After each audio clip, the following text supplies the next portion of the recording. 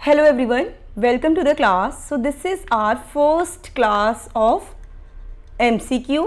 ठीक है, ये हमारी फर्स्ट क्लास है MCQs की. सो ये हमने ऑलरेडी डिस्कस किया था कि जैसे ही हमारा सिलेबस जो है ओवर हो जाएगा उसके बाद जो है MCQs जो है स्टार्ट करेंगे. ठीक है, और MCQs भी हम कैसे करेंगे, जैसे जैसे हमने सिलेबस अपना कवर किया था. ठीक है, सो इफ यू रिमेंबर जब हमने फूड प्रोसेसिंग स्टार्ट किया था तो फर्स्ट टॉपिक जो हमने कवर किया था दैट इज फूड प्रिजर्वेशन. ठीक है, सो आज की क्लास में हम फूड प्रिजर्वेशन के ही MCQs कवर करने वाले हैं and that is also very important point. अगर हम एग्जामिनेशन पॉइंट ऑफ व्यू से भी बात करें सो फूड प्रिजर्वेशन जो है बहुत इंपॉर्टेंट टॉपिक है. ठीक है, so first question is which food preservation method involve the use of high temperature to kill microorganisms and enzymes in food? So that is very easy question. ठीक है, कौन सा जो है मेथड ठीक है यूज किया जाता है जिसमें हम हाई टेम्परेचर का जो है यूज करते हैं किसके लिए, माइक्रो ऑर्गेनिजम्स को किल करने के लिए एंड एंजाइमेटिक एक्टिविटीज जो है फूड में उसको स्लो डाउन या स्टॉप करने के लिए. So A option is dehydration, B is canning, C is pickling and D option is freezing. So very easy question. The correct answer is canning. ठीक है, so if you remember जब हमने Canning जो है already बहुत detail में discuss किया था, जब मैंने आपको क्लास में एक्सप्लेन किया था तो मैंने आपको बहुत अच्छे से उसमें बताया था कि कैनिंग में जो है हाई हीट ट्रीटमेंट प्रोवाइड करते हैं. फर्स्ट क्या करते हैं, फूड को जो है पैक करते हैं. ठीक है, एयर टाइट कंटेनर में, देन उसकी सीलिंग की जाती है एंड आफ्टर दैट जो है उसको जो है हाई हीट ट्रीटमेंट प्रोवाइड किया जाता है. सो बिकॉज ऑफ दैट जो है जितने भी माइक्रो ऑर्गेनिजम्स प्रेजेंट होते हैं अगर या एंजाइमेटिक एक्टिविटीज होती हैं वो क्या हो जाती हैं, स्लो डाउन हो जाती हैं, स्टॉप हो जाती है कंप्लीटली. ठीक है, so the correct answer of this question is canning. ठीक है, so canning is a food preservation methods that involve sealing food in air tight containers and then heating it to high temperatures to kill microorganisms, enzyme and bacteria. ठीक है, so with the help of Canning जो है हम food में जितनी भी spoilage आने वाली होती है ठीक है उसको हम स्टॉप कर सकते हैं, प्रिवेंट कर सकते हैं. बिकॉज ऑफ दैट जो है फूड किसी भी फूड की जो है शेल्फ लाइफ को एक्सटेंड कर सकते हैं. ठीक है, now the next is question number 2. So the question is, what is the primary purpose of adding salt or sugar in the process of food preservation? So ये भी हमने बहुत अच्छे से डिटेल में डिस्कस किया था. क्या होगा इसका करेक्ट आंसर, ऑप्शन पहले एक बार हम देख लेते हैं. So first option is to add flavour to the food, B is to increase the nutritional value, C is to create a crispy texture. ठीक है, and D is to inhibit microbial growth. अब एक चीज आपको यहाँ पे clear होनी चाहिए कि यहाँ पे क्या लिखा है, प्राइमरी पर्पस.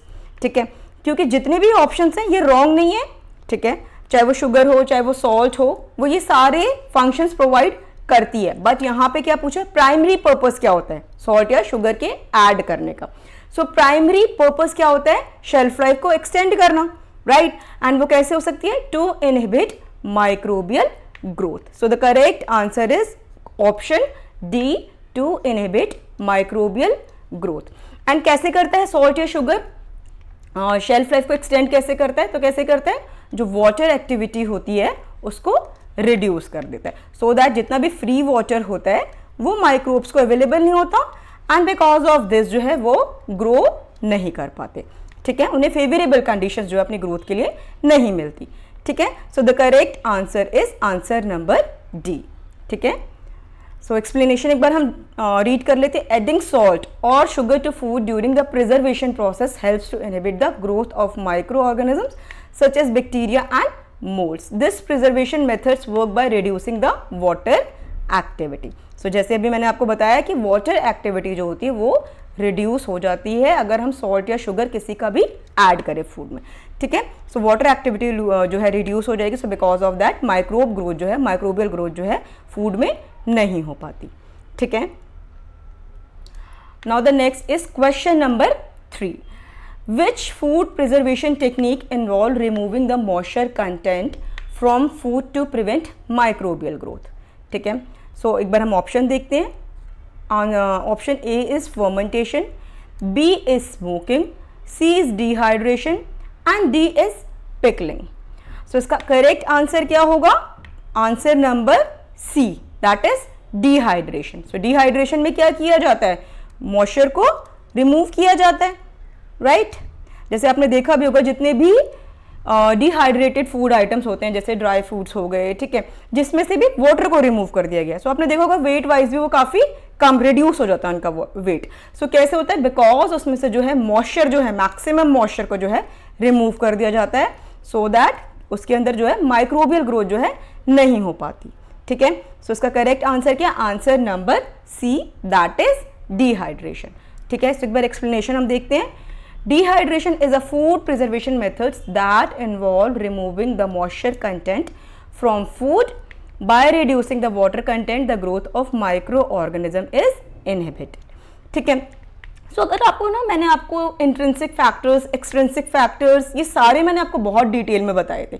सो अगर आपका वो कॉन्सेप्ट क्लियर है ना, तो आपके सारे जितनी भी मेथड्स है ना, उनके आपको कॉन्सेप्ट जरूर क्लियर होंगे। एंड किसी भी कॉन्सेप्ट बेस्ड क्वेश्चन अगर आता है रिलेटेड टू मेथड, सो आप बहुत इजीली जो है उन्हें अटेम्प्ट कर सकते हैं, ठीक है। सो डिहाइड्रेशन का बेसिक कॉन्सेप्ट क्या होता था कि उसमें से जो है वाटर को रिड्यूस कर दिया जाता है, रिमूव कर दिया जाता है, ठीक है, मैक्सिमम रिड्यूस कर दिया जाता है। एंड उसके वजह से क्या होता है कि जो माइक्रोब्स होते हैं उन्हें फ्री वाटर नहीं मिल पाता ग्रो करने के लिए, ठीक है।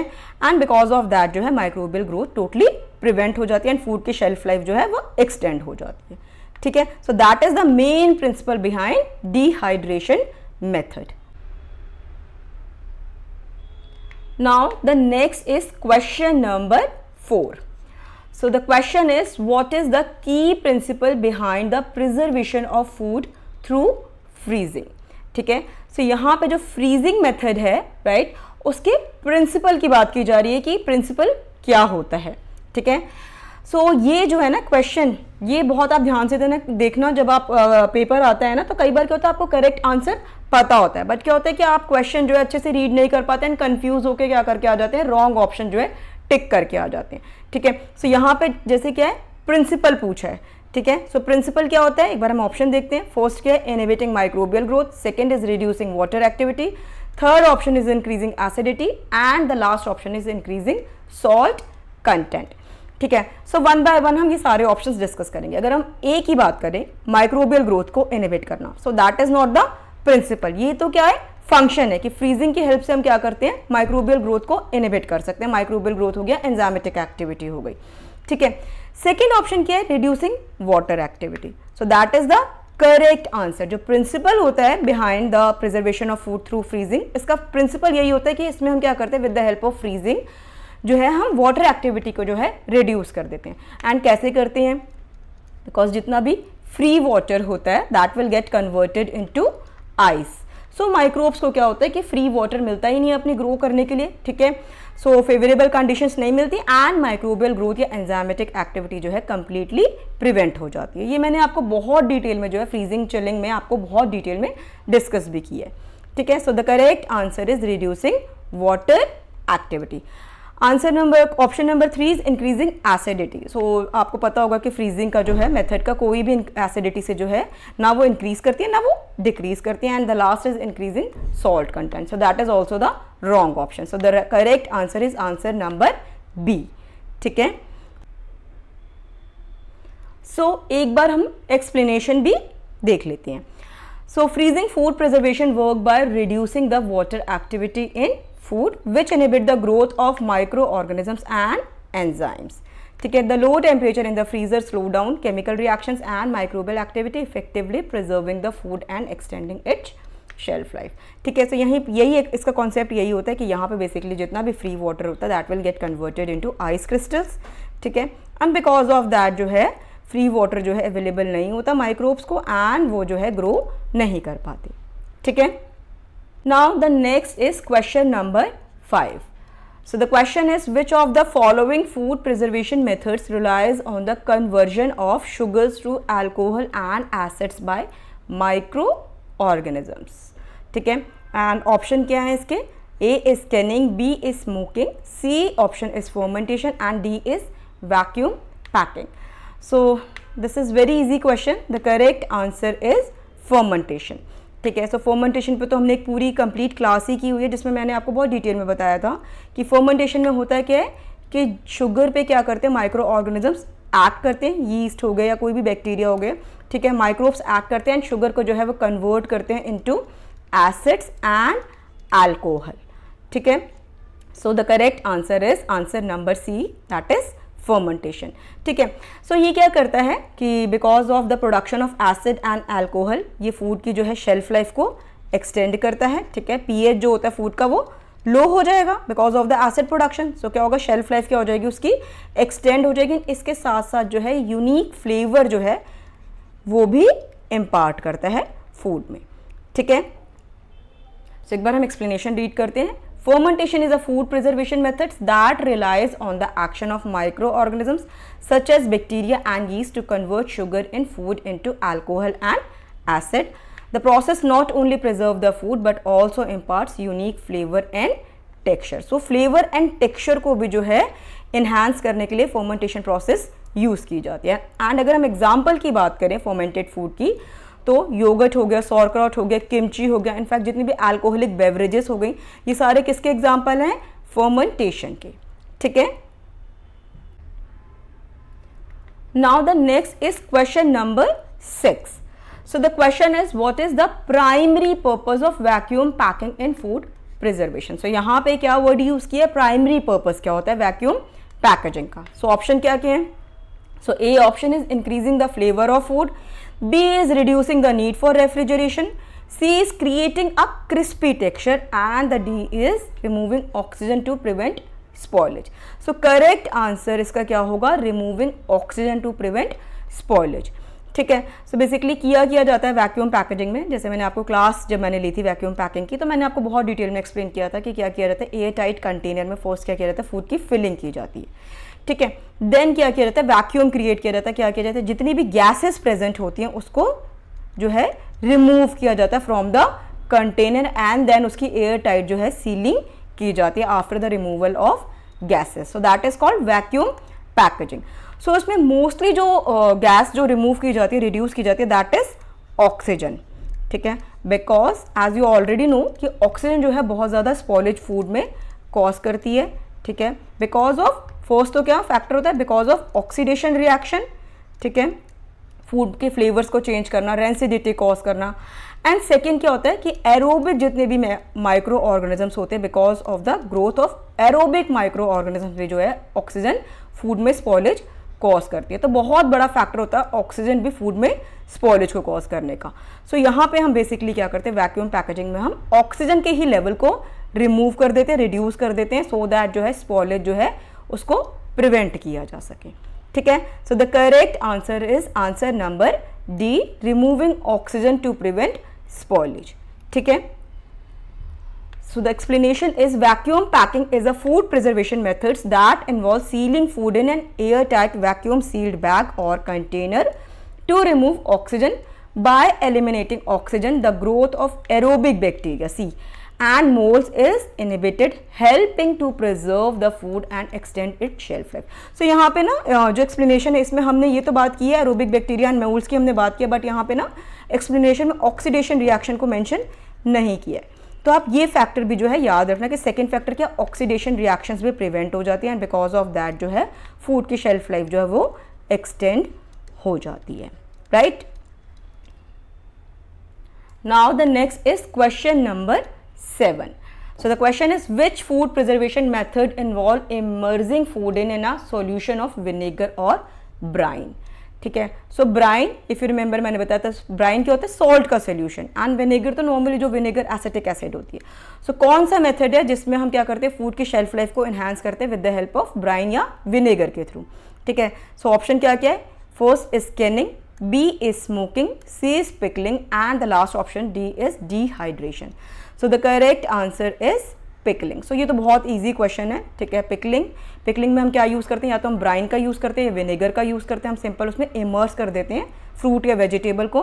ठीक है. उसे डिप कर देते हैं बिकॉज ऑफ जो है ब्राइनिंग एक्शन. ब्राइनिंग एक्शन क्या होता है कि सॉल्ट जो है, सॉल्ट सोल्यूशन जो है, so because of the action of salt जो है फूड की शेल्फ लाइफ इन्हेंस हो जाती है. एंड अगर हम विनेगर में डिप कर रहे हैं, so because of the action of acetic acid जो है, ठीक है, पीएच क्या हो जाता है फूड का, लो हो जाता है, एंड बिकॉज ऑफ दैट जो है फूड की शेल्फ लाइफ एनहांस हो जाती है. सो that is very easy question.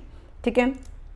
So explanation is pickling is a food preservation methods that involve immersing food, often vegetables or fruit, in a solution of vinegar or brine. The acidity of the solution help to preserve the food by inhibiting the growth of spoilage, microorganisms and bacteria. ठीक है, so basically क्या किया जाता है, इसमें pH जो है उसको लो कर दिया जाता है फूड के, एंड बिकॉज ऑफ दैट जो है फूड की शेल्फ लाइफ एक्सटेंड हो जाती है. ठीक है, सो ये भी किसके ऊपर बेस्ड है, इंट्रिंसिक एंड एक्सट्रिंसिक फैक्टर्स के ऊपर. ठीक है, so that class was very important. एक बार वो जो क्लास थी हमारी इंट्रिंसिक और एक्सट्रिंसिक फैक्टर वाली ना, वो एक बार आप रिवाइज ज़रूर कर लेना, क्योंकि वो बहुत इंपॉर्टेंट क्लास है, उसमें से बहुत सारे क्वेश्चन जो है कवर होते हैं. Now the next is question number 8. The question is, which of the following is an example of chemical preservative commonly used in processed food to prevent spoilage? ठीक है, सो यहाँ पे क्या पूछा है, केमिकल प्रिजर्वेटिव जिसे यूज किया जाता है. ठीक है, so option 1 is vinegar, B is sugar, C sodium nitrate and the D is lemon juice. So vinegar, sugar, lemon juice, ये सारे ये तीनों कैसे हैं, ये नेचुरल प्रिजर्वेटिव्स हैं, राइट. एंड सोडियम नाइट्रेट कैसा है, केमिकल प्रिजर्वेटिव. ठीक है, so the correct answer of this question is sodium nitrate, that is option number C. ठीक है, so explanation is sodium nitrate is a chemical preservative often used in processed foods, particularly in curing meat products like bacon and ham. ठीक है, सो जितने भी cured meet products है वहाँ पे जो है एज अ प्रिजर्वेटिव क्या यूज़ किया जाता है, सोडियम नाइट्रेट्स का यूज़ किया जाता है. ठीक है. Now the next is question number 9. So the question is, which of the following food preservation methods does not involve the use of temperature? ठीक है, सो यहाँ पे जितने भी मेथड्स दिए गए हैं उनमें से हमें कौन सा चूज़ करना जो टेम्परेचर डिपेंडेंट नहीं है, मतलब जहाँ पे टेम्परेचर का जो है यूज़ नहीं किया जाता. ठीक है, प्रिजर्वेटिव एक्शन को प्रोवाइड करने के लिए. So first option is canning, B is dehydration, C is freezing and D is fermentation. So इसका करेक्ट आंसर जो होगा वो क्या होगा, फर्मेंटेशन. ठीक है, बिकॉज फर्मेंटेशन जो प्रोसेस है इसमें हम फूड की शेल्फ लाइफ को एनहांस करते हैं किसके through, metabolic activities of microbes. ठीक है, सो फिर रिमेंबर इसमें क्या किया जाता है, शुगर पे जो है माइक्रोब्स एक्ट करते हैं. ठीक है, यीस्ट और बैक्टीरिया जो है एक्ट करते हैं and they will convert sugar into acid and alcohol. So ये जो एसिड एंड अल्कोहल जो ये प्रोड्यूस करते हैं ये जो है रिस्पॉन्सिबल होते हैं फूड की शेल्फ लाइफ को एनहांस करने के लिए. सो यहाँ पे इस प्रोसेस में कहीं भी टेम्परेचर का कोई रोल नहीं होता. ठीक है, और जबकि बाकी सारी जितनी प्रोसेस है, कैनिंग हुई, डिहाइड्रेशन हुई, इसमें क्या हम हाई हीट ट्रीटमेंट प्रोवाइड करते हैं, फ्रीजिंग में हम क्या करते हैं, टेम्परेचर को लो करते हैं. ठीक है, बट फर्मेंटेशन में जो है वहाँ टेम्परेचर का एज सच कोई इंपॉर्टेंट रोल नहीं होता. सो the correct answer of this question is option number D, that is fermentation. ठीक है, so the explanation is fermentation is a food preservation methods that does not involve the use of heat. Instead it relies on the metabolic activities of microorganisms to preserve the food. So इस process में basically जो preservative action आता है that is because of the metabolic activities of microorganisms. ठीक है. Now the next question is question number 10 and that is also the last question of this class. So the question is, what is the primary role of preservative in food preservation? ठीक है, सो यहाँ पे क्या पूछा है, primary role क्या होता है किसी भी प्रिजर्वेटिव का. ठीक है, हम फूड में जब ऐड करते हैं तो मेन रोल जो प्राइमरी रोल, प्राइमरी फंक्शन क्या होता है प्रिजर्वेटिव का. So option number A is adding colour to the food, second is increasing the nutritional value, C is extending the shelf life by inhibiting microbial growth and D is enhancing the aroma of the food.